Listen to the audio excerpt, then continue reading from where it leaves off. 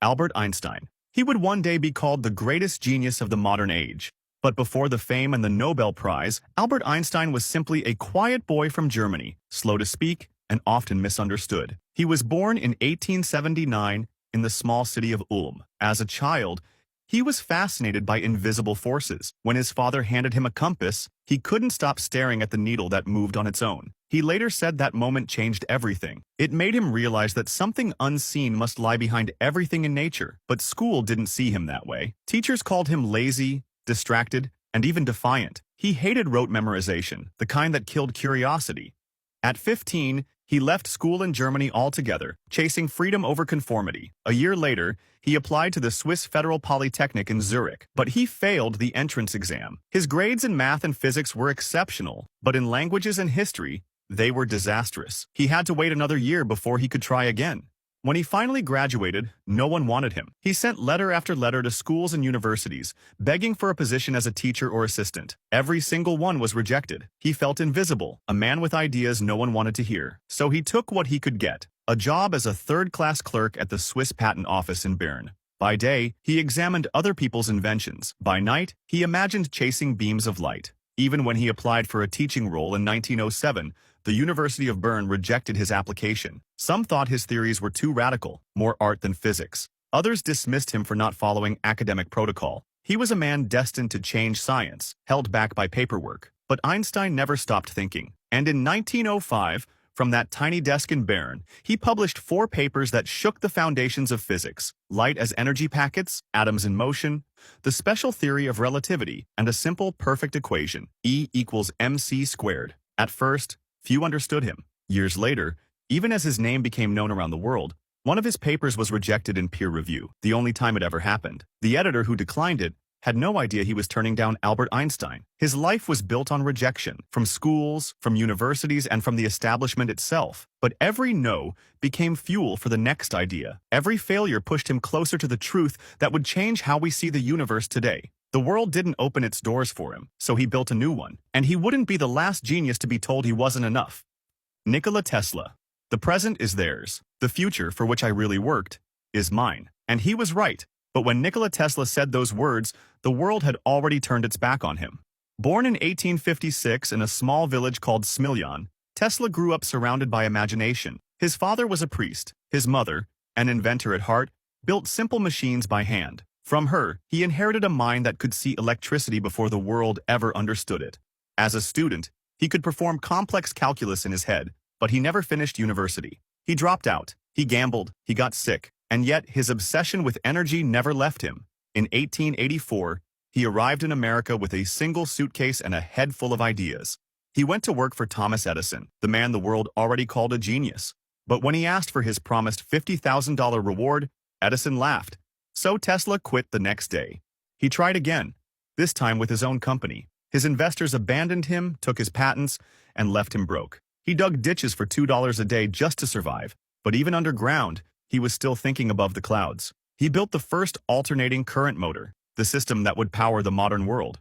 Westinghouse bought his patents, and for a moment, Tesla finally had the recognition he deserved. Then came the war of currents. Edison called his electricity dangerous. He even electrocuted animals in public just to prove it. But history chose differently. Tesla's AC system won. It lit the Chicago World's Fair in 1893 and brought power to Niagara Falls. And yet, his greatest dream was still ahead. Wardenclyffe Tower, a global wireless network that would transmit messages and even energy through the air. He convinced J.P. Morgan to fund it. But when Tesla revealed his plan to make electricity free for everyone, Morgan refused to give him another cent. The dream died unfinished. As the years passed, his ideas became too wild for investors. Wireless energy, death rays, flying machines. Some called him a prophet, but most called him insane.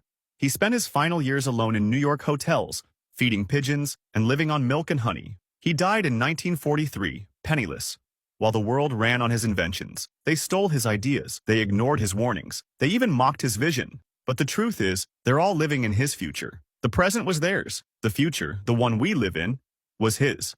Thomas Edison. Thomas Edison was never meant to become the world's greatest inventor. At school, teachers called him Too stupid to learn anything, he was restless, constantly asking questions no one could answer. Eventually, his mother pulled him out of school and decided to teach him at home, a decision that changed history. Young Edison was endlessly curious. He spent his childhood experimenting in the basement, nearly burning the house down once while testing chemicals. He didn't learn by listening, he learned by doing. And when a childhood illness left him almost completely deaf, he turned even that into an advantage. He later said that silence helped him concentrate. While the world called it a curse, he saw it as a gift. But life didn't spare him from rejection. His first invention, an electric vote recorder, was immediately rejected by Congress. Lawmakers said it was too efficient. They preferred the slower system that gave them time to manipulate votes. Edison was crushed, but that failure taught him a rule he'd never forget. Build only what the world truly needs. He was fired from his first jobs for being unproductive. He was broke, often skipping meals to buy materials for experiments. And when he finally created something the world would use, the light bulb, it didn't happen overnight.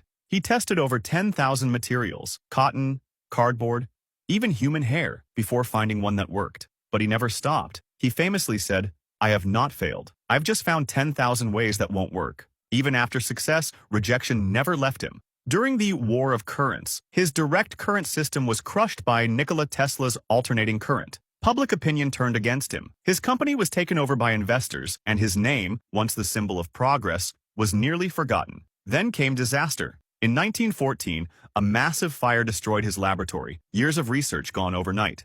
When his son found him watching the flames, Edison said calmly, "Go get your mother. She'll never see a fire like this again."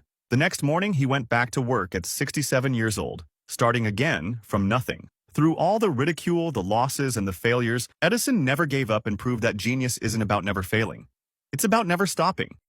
Isaac Newton. Isaac Newton was born on January 4th, 1643, in Woolsthorpe, a small village in England. He came into the world premature, so small that no one thought he would survive. His father had died months before his birth, and when he was just 3 years old, his mother left him behind to remarry, a wound that would shape his solitude for life.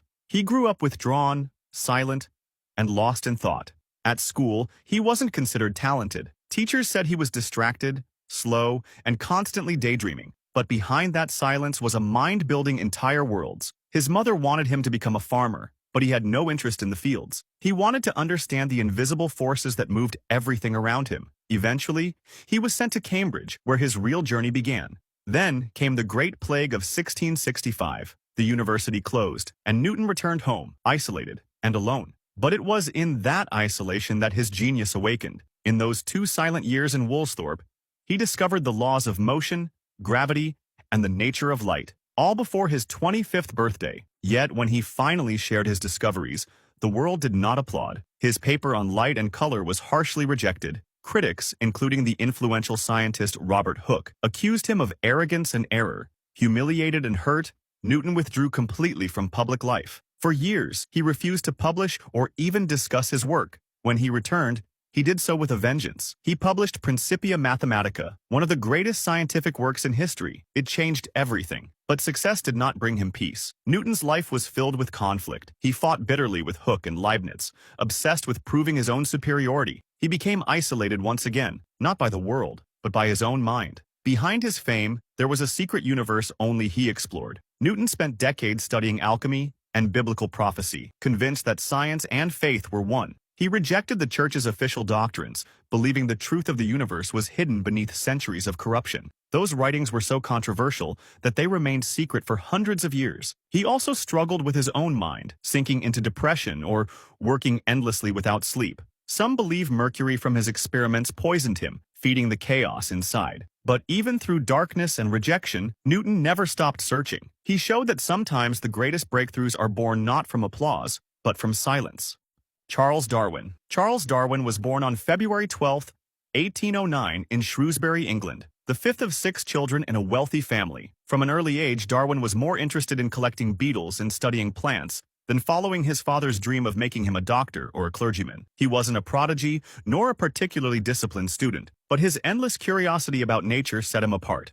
At 22, his life changed forever. He joined the voyage of the HMS Beagle as a naturalist, a journey that would last 5 long years. What began as an adventure quickly became a test of endurance. Darwin battled severe seasickness, anxiety, and isolation. Yet, through the sickness and solitude, he observed patterns that no one else had noticed. Fossils of extinct animals resembled living ones. Birds and tortoises on different islands had small but significant variations. Nature, he realized, wasn't fixed. It was changing. When he returned to England in 1836, he was no longer the same man. Quietly, in his notebooks, he began piecing together a revolutionary idea that all species, including humans, evolved through a process he called natural selection. But to say it aloud was unthinkable. To challenge creation itself meant confronting religion, academia, and the very foundation of human belief. So Darwin waited. For more than 20 years, he refined his theory in silence. He suffered chronic illness, severe pain, trembling, and what today might be called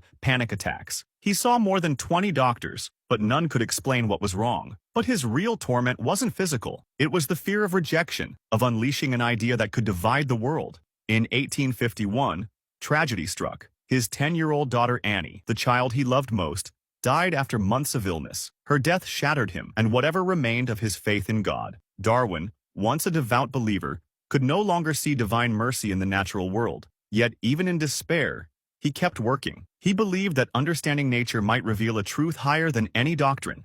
In 1859, On the Origin of Species was published. The world was stunned. Many called him a heretic, others a genius. His ideas were debated in churches, classrooms, and scientific halls across the world. The backlash deepened his anxiety, but Darwin did not fight back. He simply let the evidence speak. Darwin's health continued to decline, but his conviction never faltered. He showed that life is not static. It evolves, adapts, and transforms through struggle. His theory rewrote humanity's place in the universe and changed science forever. He faced rejection from the world, yet he never stopped searching for truth. Because sometimes the courage to question everything is what changes everything.